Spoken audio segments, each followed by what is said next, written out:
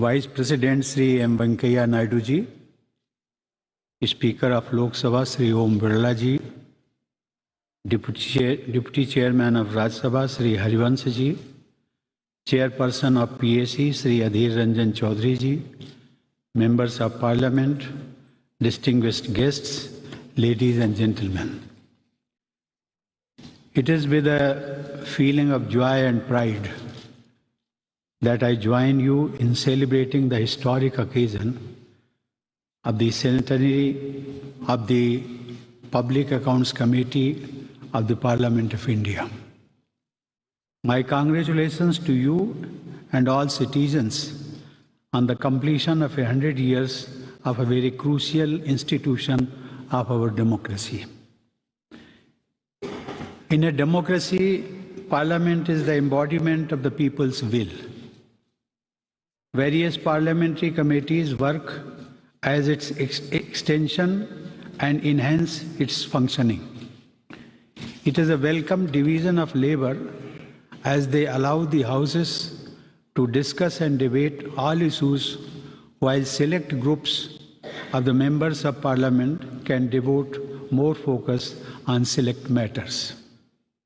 The importance of the framework thus created cannot be overstated. The parliamentary committees in general and the Public Accounts Committee, or PAC in particular, ensure administrative accountability of the executive towards the legislature. Without them, a parliamentary democracy would be rendered incomplete. It is through the PAC that citizens keep a check on the government finances. Ladies and gentlemen, this day is a landmark in the evolution of our democratic systems.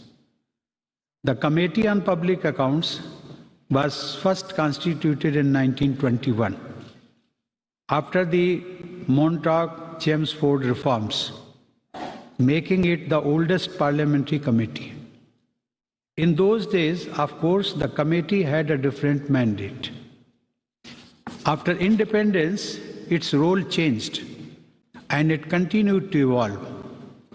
Initially, it was headed by the finance minister, but after the Constitution of India came into force on 26 January 1950, it became a parliamentary committee functioning under the control of the Speaker of the Lok Sabha, who appointed a chairman from amongst the members of the lower house elected to the committee. The change signaled the fact that the committee would now keep tabs on the state's financial transactions, not on behalf of the government, but on behalf of the people. In 1967, a further change was made to make its function more effective and inclusive. Since then, a member from the opposition in the Lok Sabha is appointed as the chairman of the committee by the Speaker. Ladies and gentlemen, in a parliamentary democracy, accountability is central to governance.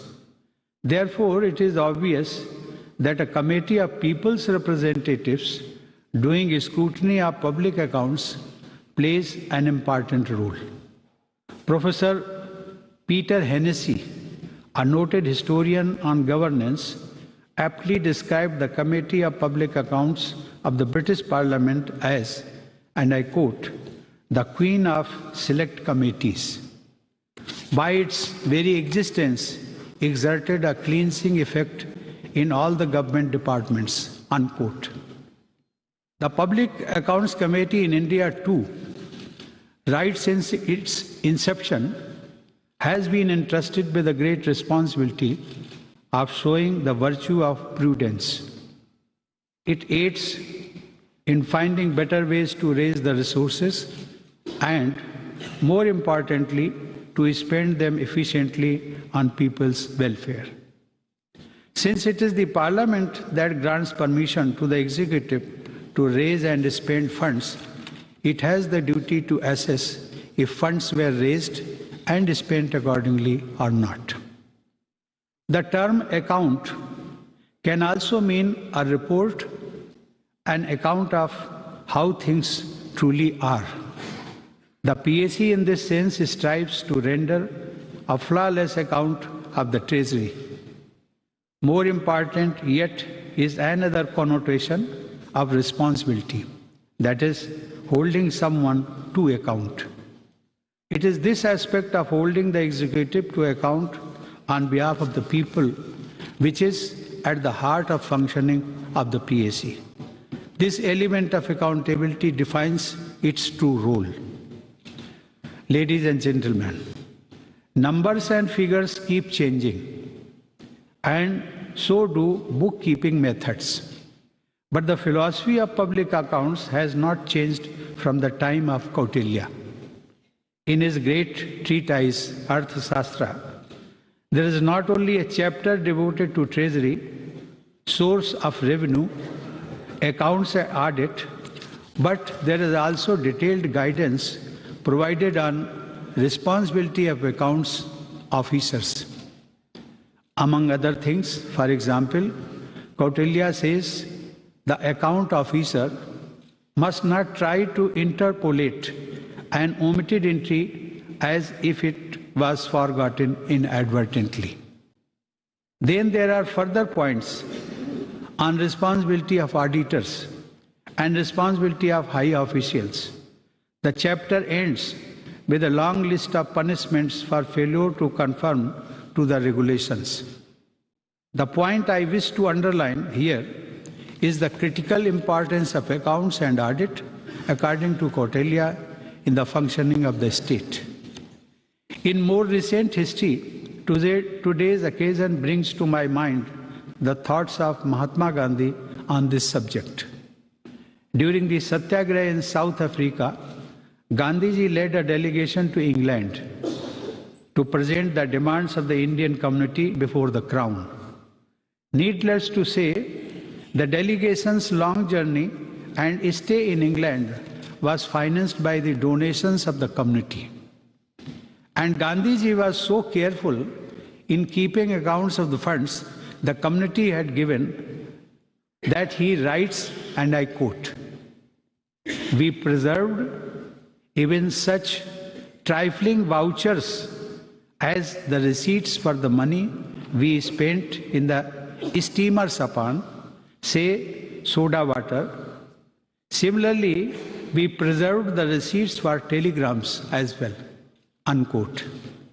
I would like to further share what the Father of the Nation has to say as he expands the theme. I quote, "We are not the sole proprietors of our acquisitions. Our family is a co-sharer of them along with ourselves. We must account for our single pie for their sake.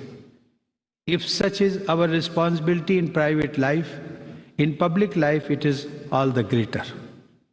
I have observed that voluntary workers are apt to behave as if they were not bound to render a detailed account of the business or monies with which they are entrusted." Unquote. In a sense, Gandhiji's considered account keeping as essential to a clean public life as cleanliness is in social life.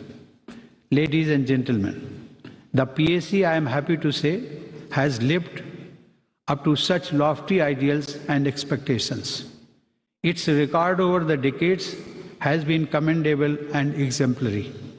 Its functioning has been praised by independent experts too. Many luminaries, including one of my predecessors, Sri R. Venkataraman, and three of our former Prime Ministers, Sri Atal Bihari Vajpayee, Sri P.V. Narasimha Rao, and Sri Inder Kumar Gujral, served on it. Since 1952, it has presented 1,671 reports to the Parliament. It has examined public expenditure not only from a legal and formal point of view to find out technical irregularities, if any, but also from the point of view of the economy, prudence, wisdom, and propriety. It has no other aim than to bring to notice any cases of waste, loss, corruption, extravagance, inefficiency. If more paise out of every rupee coming from honest taxpayers are reaching those in need, and also for nation-building initiatives, the PAC and its members have played a large role in the process. Ladies and gentlemen, I would like to congratulate Sri Om Birla ji, the Speaker of the Lok Sabha, for organizing this event on the landmark occasion of the centenary of the Public Accounts. I also compliment Sri Adhir Ranjan Chaudhary ji for able leadership in heading this important committee. And I wish this event a great success.